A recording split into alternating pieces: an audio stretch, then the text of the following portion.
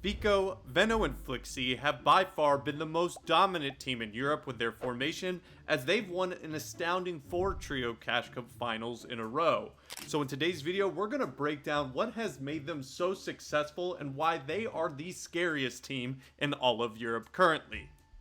This trio has decided to land at Sweaty Sands, and this is a fantastic drop for a couple of reasons. One, its loot density is significant as it has a total of 49 chest spawns. However, another significant advantage is the fact that it has 2 vending machines, which can give launch pads or quick heals.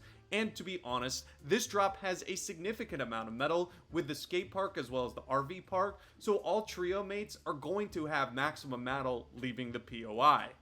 After looting up, Veno is already making an aggressive play towards the team's north over by the Ice Spice area. However, unfortunately, as he's trying to get some damage with this sniper onto the team in front of him, he ends up eating a sniper bullet from somewhere else, essentially getting no surge, and then he's forced to retreat back to the POI of Sweaty Sands to get his heals back up. As previously mentioned, one of the strengths of this drop is the vending machine, so he's able to simply just spend 100 metal and get a big pot, and it's like him getting headshot sniped has never happened. However, he's still going to have to focus surge here since they do not have any. Veno is going to be the main one for surge for this team, and you're going to see why it's so effective. He's only carrying a shotgun and a sniper, and it's going to pay off here. As they start to rotate out of their drop again, they see a team across the way, and Veno hits a fantastic headshot snipe and uses the grappler to close the distance, eventually picking up that elimination, and then his teammate Vico is going to support him as Veno plays aggressive on the wall, and Vico is going to clean up that elimination and shake down that opponent, giving them a much needed refresh on materials, heals, and the most important part, getting the storm surge that they need to continue in this game. They are now set up for storm surge in the mid game, and fast forward now to around the 5th zone, and they're trying to rotate to get into a good position. They initially try to claim a car here, however they end up continually getting focused, and I like the call here to essentially get out and then use their grapplers, because after this they're able to eventually establish and stabilize. It is now 6th zone, and this pool is nowhere near as favorable as the previous ones. They decide to leave very early and invest in their wood to block off angles as they're getting shot. However, Veno is going to once again come up huge for this team as he rotates behind another and once again hits a headshot snipe, giving them a significant amount of surge. Also, pay attention here. They end up shaking the opponent first before finishing them, and to maximize the amount of surge, Veno is going to hold his charge at maximum and get a max headshot to maximize the surge. This gives them another refresh after burning a good amount of wood on this rotation.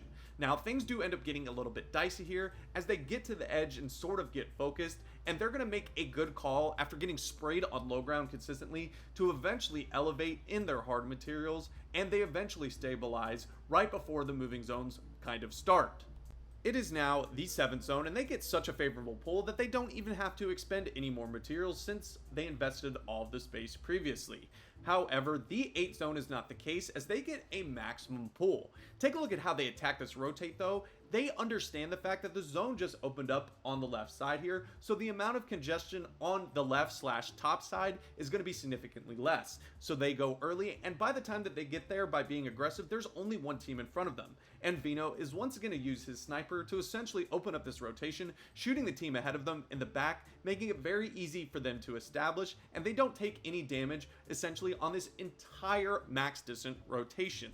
The next zone is a maximum pull, but their fundamentals are once again on display. They were trying to play height initially, but with the max pull, they immediately jump off it, but once again, they go to the side that just opened up, where there's a ton of green grass and no teams to stop them, and they're able to easily once again claim height right before this first moving zone, and they're going to play it textbook. As the zone expands, they're going to hug to one side, essentially letting one of the trio mates lead, and then the rest use weapons to spray.